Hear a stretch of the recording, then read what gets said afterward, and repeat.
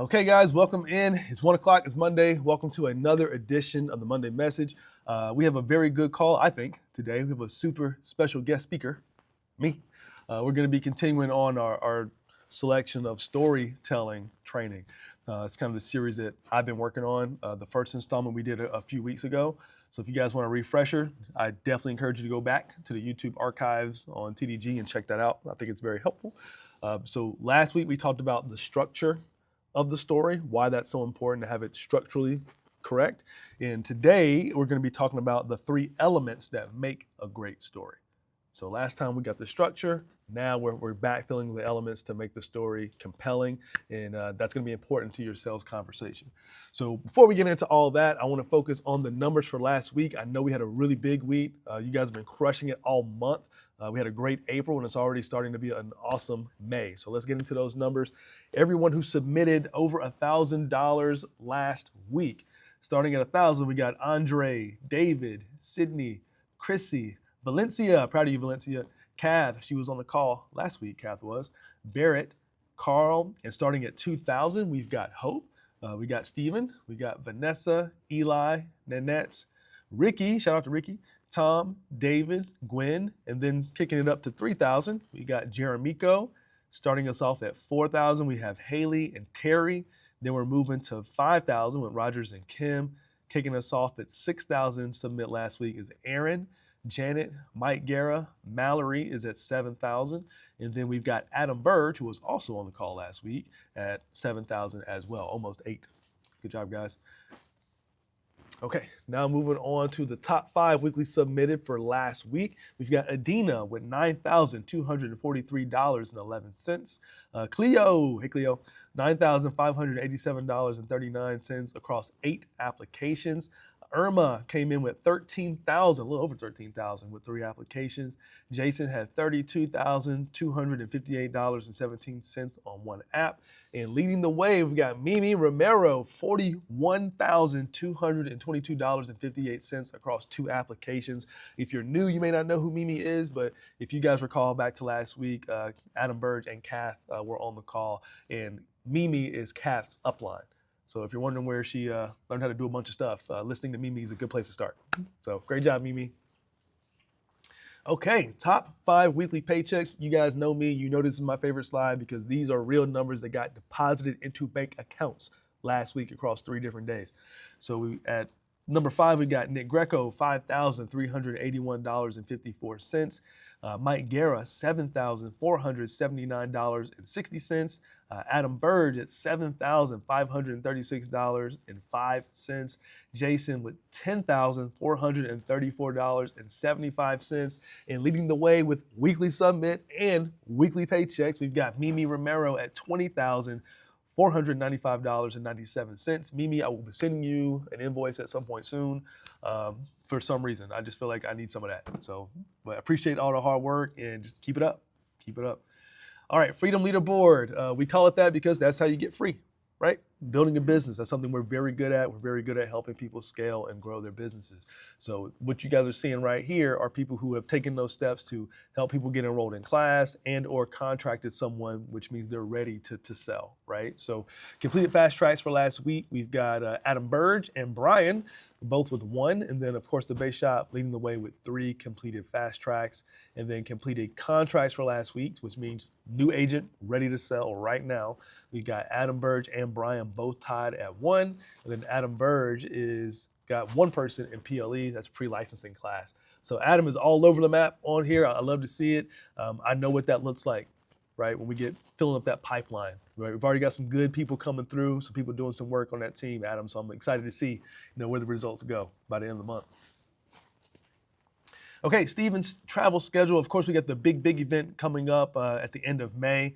He'll be back in Detroit on the 2nd of June. And of course, you guys know we got family reunion coming up in July. Go ahead and start planning, making those plans, get those hotels, get those tickets, plan in advance because you don't want to be the person that has to drive 30 minutes to get to the event because you waited to get a hotel. They will fill up quickly.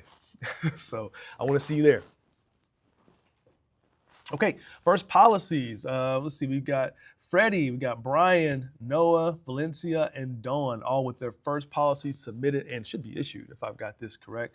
I love this slide because that means we're growing, right? We're not just bringing people in to see who comes out the other side. We are invested in helping them grow their businesses, which means we got to get them writing business. So great job, guys. Proud of you. And I believe that's it, right? Okay, yeah, that's it. So now moving on to the meat and potatoes of the call, guys.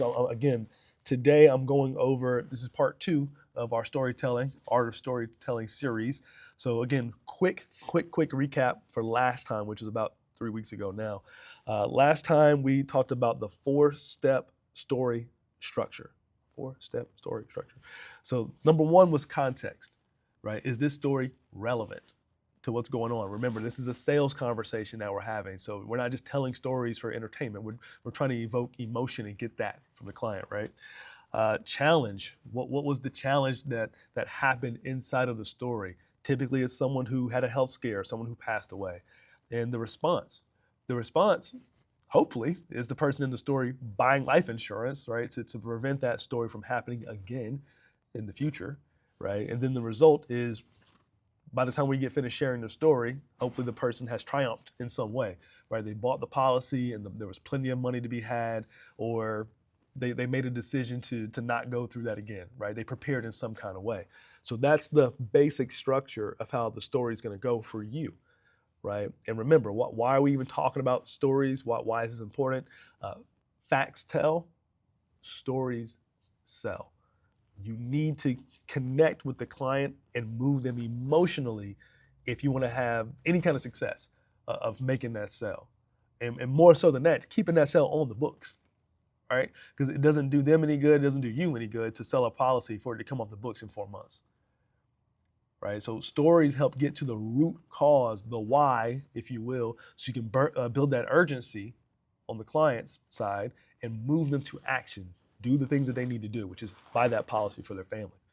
So today, the 3 elements that make a great story. So the first element, write this down. I'll go slower so you guys can write this down, because this is something that you'll want to reference, because this is going to help you make more sales. This is the difference between being okay and being good and being great at this, right? Get those stories. So the first element is surprise. Surprise. Why do I need to surprise the client in some kind of way with my story that I'm telling them? Well, mostly is to engage them, right? Like, you guys could be in the car right now, washing your dishes, scrolling on your phone or whatever, right? You're likely not just, I hope you are, but you're likely not just watching this. So when we're talking to a client, you got to remember, especially if we're doing this remotely, right? If we're doing this remotely, they could have anything going on in the background, right? So I got to bring an element of surprise to the story early on so it engages them, right? Refocuses them. So here's an example. This was about a year and a half ago for me now, a client that I had. And I'm talking to the client, right? And she's in her mid-50s. And we talk, we connect. We're she gives me the whole spiel that they'll always give you. It's like, hey, I just want to take care of my family or make sure everything's okay. I didn't leave it there. I shared my story about my grandfather that I told you guys last time. It's very difficult for them not to reciprocate when I tell an emotional story that way. And come to find out, she filled out the form because she had a 37-year-old niece who dropped dead in the shower about 2 weeks prior. So again, she wasn't going to offer that up to me initially, right? I had to go deeper. I had to share a story first to get the information. So I used this story. I have since used this story in other sales conversations, because my grandfather's story was the good story, right? He had coverage, even though it was sad. This client did not, right? So the story goes, she's 37 years old, relatively healthy by all accounts, dropped dead in the shower. No coverage, nothing through work. She is a single mom with a 7-year-old son. So not only is there no money to take care of a funeral, her son now has to relocate and go live with family a couple of states away that he doesn't really know that well. right? So when I'm telling that story, like if I'm on having a call and I tell that story, I bring up the drop dead in the shower very quickly, right? Because that re-engages the client, right? They're focused, oh my God, I wasn't expecting that, right? Now they're locked into what I'm saying.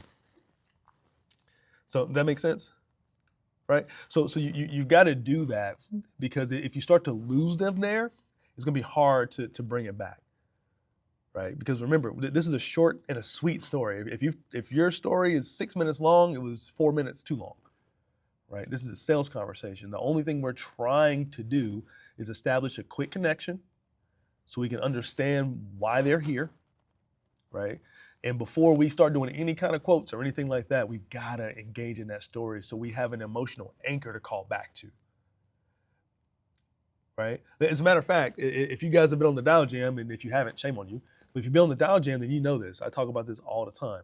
I have a rule for my folks there, and it's more like a law, that you are not allowed to ask health questions.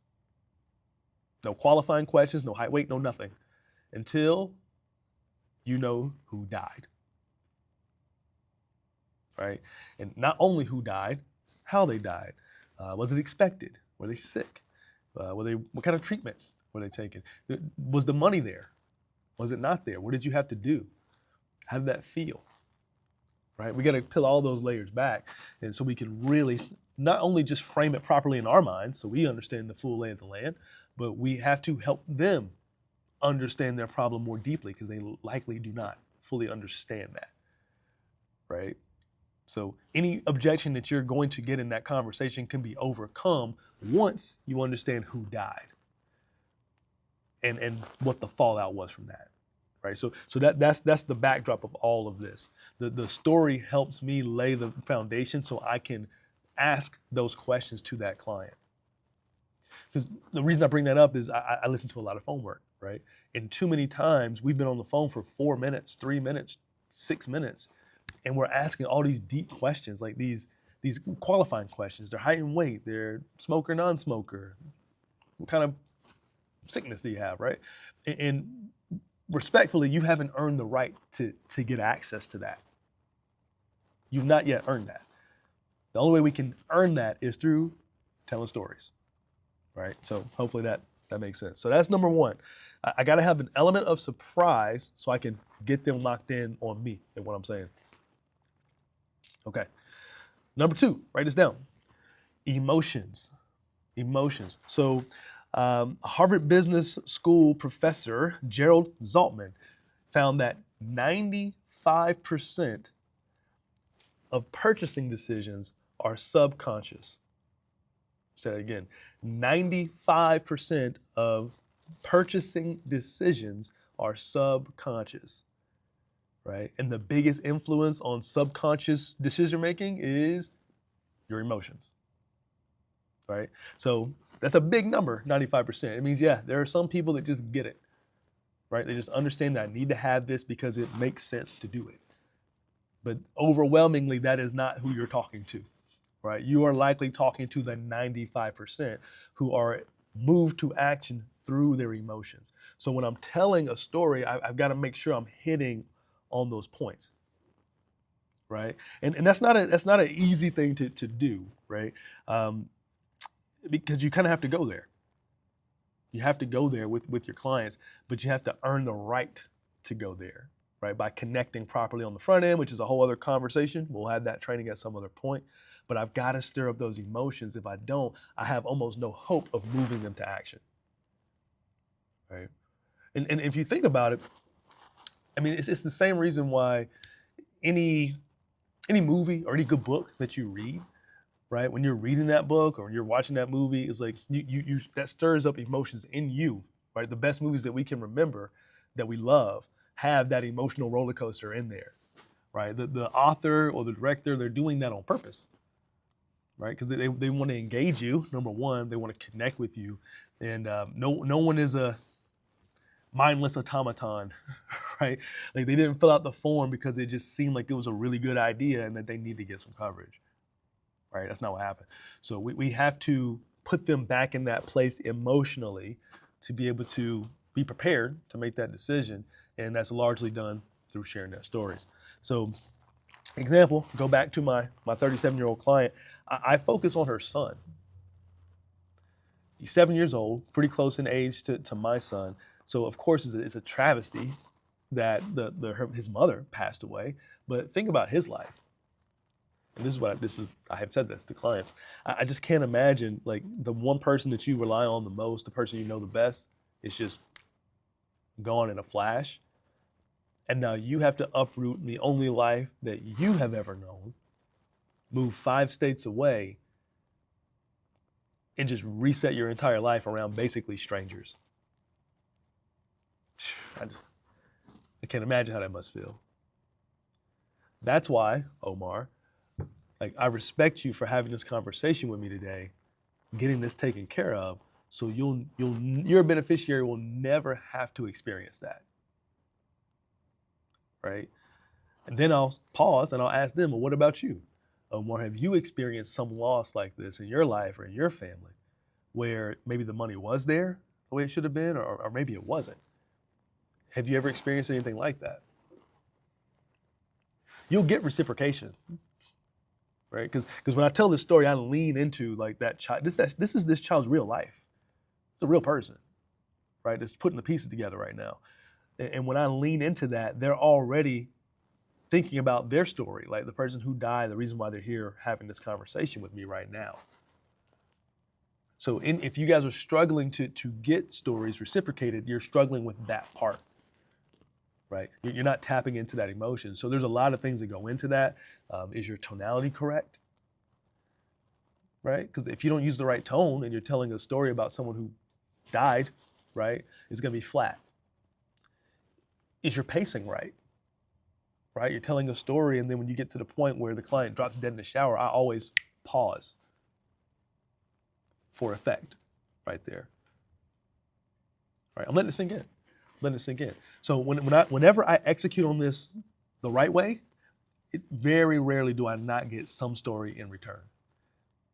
And when I do, like, now I can start peeling back those layers, right? Any objection that I'm going to get later on in the conversation, I can overcome now that I've got this anchor. Well, I want to think about it, or I need to talk to my spouse or my niece, whoever helps make the decisions. All that's fine. All that's fine. I'm just going to go right back to the story they told me. Like, I know you don't want this for insert beneficiary's name. Let's do this, right? Let's take care of this. So that's important, making sure it's emotional. And here is why. This is probably the biggest thing if you're doing this remotely, why this is important. Because it makes you more memorable. How many times have you guys booked an appointment where you spoke to someone for like 3 minutes and then they just never picked up the phone again? Right? That happens. So it makes you more memorable, and it gives you an opportunity to book an appointment that's going to be sticky in their mind. So I'm going to have that conversation all the way up until the point where I swap my stories, I understand their situation, and then I'll book an appointment if I find out that they are not the main decision maker. That happens a lot. There's another spouse, there's somebody else involved that need to be around. So if I take the conversation up until this point, get them emotionally charged, and then book that appointment for later on, now they are doing the heavy lifting for me. Right? She or he is going to go to their spouse and make sure, like, hey, you need to be by the phone at 6:30 when Omar calls. Right? I'm not going to go over the whole thing. I'm not going to do the whole appointment if I find that out, that they're not the main decision maker, which I should have found out already in the connection phase, right? But I am going to still carry that appointment up until the point we talk about the emotion side of it, and then book it from there. And so strategically, I'm going to have to rehash that a little bit when I get the other party on the phone so I can get them up to speed. But that's how to make your appointments, make sure that they show up, right? So that's number 2. All right, last but not least, I'm gonna keep this short and sweet for y'all. Visual moments. Visual moments. So our brain, your brain, my brain, cannot tell the difference between the reality that we are currently experiencing and what we're listening to, what we're watching, what we're reading. right? So your brain, that's why you feel all those feelings when you're watching those movies and reading those books, right? The author's doing that on purpose. Your brain can't distinguish between those realities. So when I take that client back to that story for the reason of them being here on this call, I've got to put them back in that moment. That's what I'm trying to do. Because once I get those emotions charged up, now they're ready to make a decision, right? And the decision's not, are we buying life insurance? Because if I've done this properly, like we've moved past that.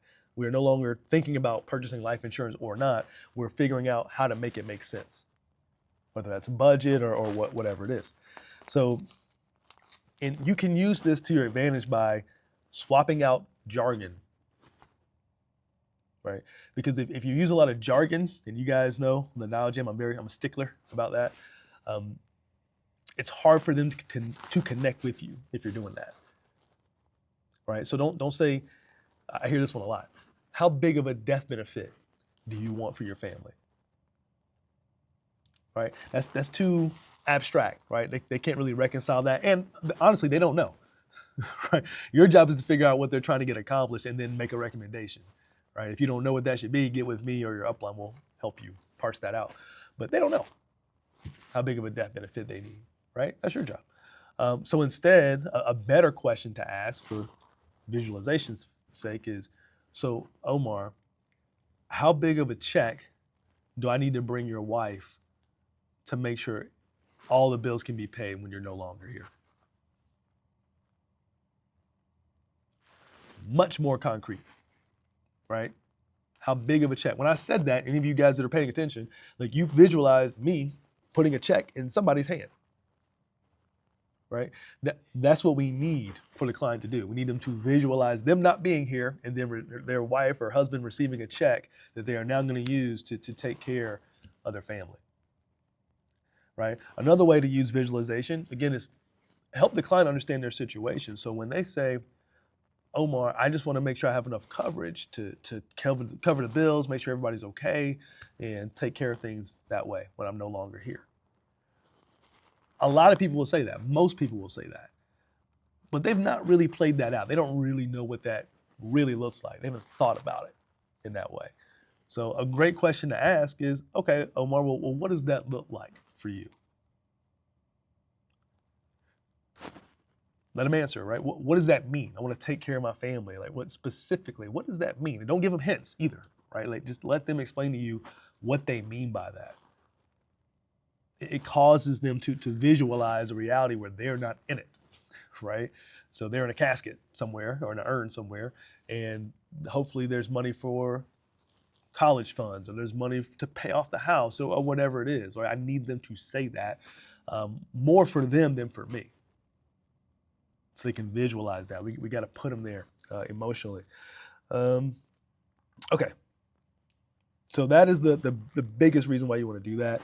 And again, to go back, to circle back really, to the 7-year-old, like when I'm talking about moving 5 states away and having to uproot your life and basically live it with strangers, like they're playing that movie in their head. They're seeing a kid in a U-Haul van or in a car just driving, right, being driven across state lines to go live with a new family, right? Just starting his life all the way over. So that's crazy, crazy important, again, for their sake, to get them thinking about those things. And once they are, again, you can start peeling back those layers. We're not talking about, are we buying life insurance anymore? That's already a done deal, right? So I hope that was helpful. Guys, I want to keep it short and sweet because these are practical things that I know will help you in your sales conversations because I hear it. I hear it every day. I hear it when people don't execute on it and how stale the conversation gets very quickly, how transactional it gets. And then I hear the people that execute on it beautifully, and it's like making a friend that you then help with life insurance. It's super, super easy, right? So don't make it harder on yourself than it has to be, guys. So, okay, let me recap real quick. So the first step is surprise, right? If you're telling a story, we want to get to something that's going to throw them off pretty quickly. Unfortunately, in this line of work, it's usually someone dying, right? So make sure we're throwing that in there as early as we can in the call to get them locked in and focused on what we're doing. Number 2, let's go down here. Emotions. Man, I could do a whole call on emotions alone. How do we stir up those emotions? What kind of questions do we need to ask? What kind of visuals do we need to instill in the conversation to make sure that we can move them in some way? Because that's the only way we're going to move them to action with buying the policy. And then last but not least, we got visual moments. Get them to play the movie in their head of what their life looks like when they're no longer in it. What does that look like for their beneficiaries and the people that they leave behind? Right? People aren't super logical for the most part. Any study will show you that. So as quickly as we can tap into those emotions, the sooner we can help them understand their situation, the better we can serve them and help them. And that's how you get your referrals, guys. If you're, I'm gonna wrap this up, but if you're struggling getting referrals, 1, you're probably not asking. And number 2, you feel weird about it because we probably missed something, one of these elements, right? So anyway, that's a whole other training too. We'll get to that. But guys, I hope this was helpful. Again, this is going to be recorded and uploaded to the YouTube archives on TDG's website. So please, if you got new people, like send them there, let them get a refresher on that stuff. Because again, I listen to a lot of new people doing their phone work and they're almost always missing those elements, right? So the sooner we can get them to lean into that, the more success we'll have. So that's all I got for you guys today. I will hopefully talk to most of you very soon. See you later.